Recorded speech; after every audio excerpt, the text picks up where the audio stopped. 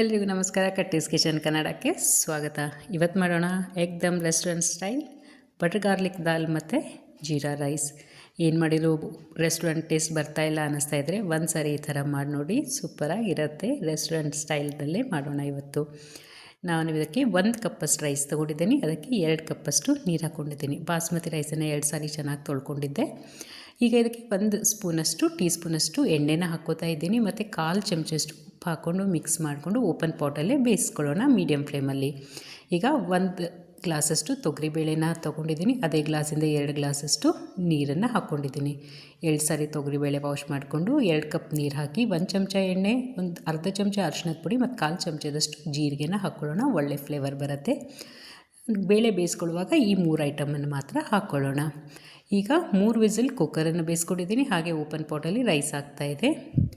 ನಾವು ಒಗ್ಗರಣೆನ ಮಾಡ್ಕೊಳ್ಳೋಣ. ಕುಕ್ಕರನ್ನು ಆಫ್ ಮಾಡಿದ ಮೇಲೆ ನಾನು 3 ಚಮಚ ಎಣ್ಣೆ ಹಾಕ್ಕೊಂಡ್ಬಿಟ್ಟು ಅದರಲ್ಲಿ ಜೀರಿಗೆ ಅರ್ಧ ಚಮಚ ಮತ್ತು ಜಿಂಜರ್ ಗಾರ್ಲಿಕ್ ಚಿಲ್ಲಿ ಪೇಸ್ಟನ್ನು 1 ಚಮಚ ಹಾಕ್ಕೊಂಡಿದ್ದೀನಿ.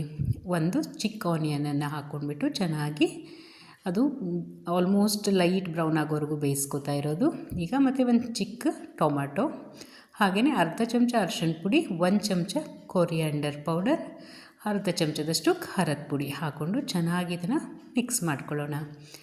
ನಾನು ಜಿಂಜರ್ ಗಾರ್ಲಿಕ್ ಪೇಸ್ಟ್ ಮಾರ್ಕೆಟ್ದೆಲ್ಲ ಫ್ರೆಶ್ ಆಗಿರೋ 2 ಹಸಿಮೆಣಸಿನ್ಕಾಯಿ, 1 ಇಂಚು ಅಲ್ಲ ಮತ್ತು 7-8 ಎಸಳು ಬೆಳ್ಳುಳ್ಳಿನ ಕುಟ್ಟಿಬಿಟ್ಟು ಪೇಸ್ಟ್ ಮಾಡ್ಕೊಂಡಿದ್ದೆ. ಇಂಪಾರ್ಟೆಂಟ್, ಆ ಥರ ಮನೆ ಮಾಡ್ಕೊಳ್ಳಿ, ಒಳ್ಳೆ ಫ್ಲೇವರ್ ಬರುತ್ತೆ ಮಾರ್ಕೆಟ್ಗಿಂತನೂ. ಈಗ ಬೇಳೆ ಬೆಂದಿತ್ತಲ್ಲ ನೋಡಿ, ಈ ಥರ ಥಿಕ್ಕಾಗಿರುತ್ತೆ. ನೀವು 1 ಗ್ಲಾಸ್ ಬೇಳೆಗೆ 2 ಗ್ಲಾಸ್ ನೀರಿಟ್ಬಿಟ್ಟು ಕುಕ್ಕರ್ ಹೊಡಿಸಿದರೆ ಈ ಥರ ಗಟ್ಟಿ ಬೇಳೆ ಬರುತ್ತೆ.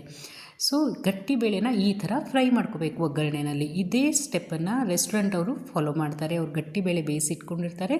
ಈ ಥರ ಹೈ ಫ್ಲೇಮಲ್ಲಿ ಚೆನ್ನಾಗಿ ಇದನ್ನು ಒಂದು ಲೆವೆಲ್ ಮೀಡಿಯಮ್ಗಿಂತನೂ ಹೈ ಫ್ಲೇಮಲ್ಲಿ ಇದನ್ನು ಬೇಯಿಸ್ಕೊಂಡ್ರೆ ತುಂಬ ಚೆನ್ನಾಗಿ ಬರುತ್ತೆ ಇದರ ಟೇಸ್ಟು.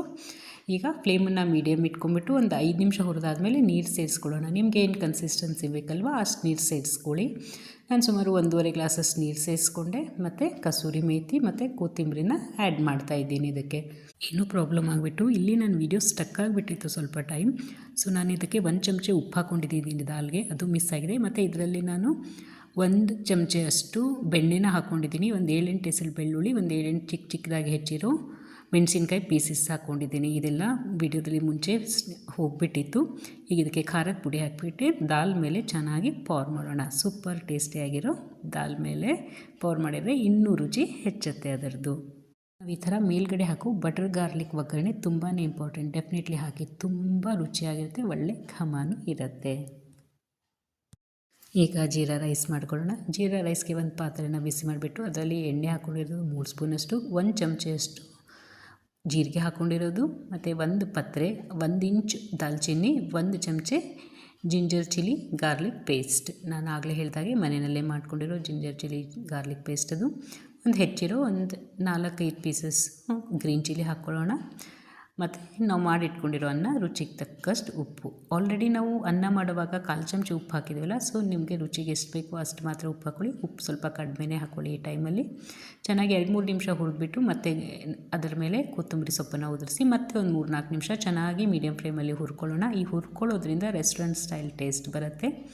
ಬಿಸಿ ಬಿಸಿಯಾಗಿರೋ ಜೀರಾ ರೈಸ್ಗೆ ಈ ಥರ ದಾಲನ್ನು, ಬಟರ್ ಗಾರ್ಲಿಕ್ ದಾಲನ್ನು ಸರ್ವ್ ಮಾಡಿ ತಿಂದರೆ ಸೂಪರಾಗಿರುತ್ತೆ. ಡೆಫಿನೆಟ್ಲಿ ನಿಮ್ಮ ಮನೆಯವರು ಅಷ್ಟೇ ಅಲ್ಲ, ನೀವು ಯಾರಾದರೂ ಗೆಸ್ಟ್ ಬಂದಾಗ ಈ ಥರ ಮಾಡಿದರೆ ಏನು ಚೆನ್ನಾಗಿದೆ ರೀ, ರೆಸ್ಟೋರೆಂಟ್ ಸ್ಟೈಲೇ ಆಗಿದೆ ಪೂರ್ತಿ, ಮತ್ತೆ ಮಾಡಿಕೊಡಿ ಅಂತ ಕೇಳ್ತಾರೆ. ಟ್ರೈ ಮಾಡಿ ನೋಡಿ ಒಂದು ಸರಿ. Thank you.